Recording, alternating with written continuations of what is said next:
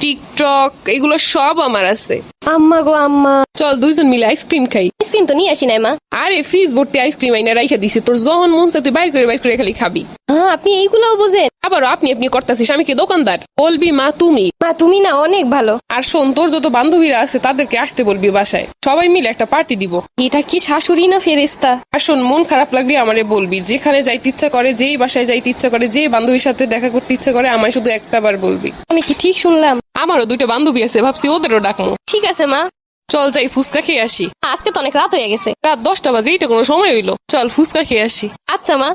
মামা 2 প্লেট ফুচকা দেন তো। ঝাল কি বেশি দিবে না কম দিবে? মা ঝাল ঝাল কইরা। আমারও ঝালঝালি পছন্দ। মামা ঝালঝাল কইরা দিয়েন। ফুচকা তো খাওয়া শেষ, কিন্তু এখন তো বাসায় যাইতে ইচ্ছা করতেছে না। তাইলে মা কি করবেন? চল আজকে আমরা শহরটা ঘুরে দেখি রাত্রেবেলা। এই রাতে গাড়ি পাইবেন কই? আছে গাড়ি আছে। তাইলে তো ভালোই হয়, চলো। এরকম শাশুড়ি পাওয়া যায়? আমার তো কিছু কওনি লাগে না, সবই সে জানে।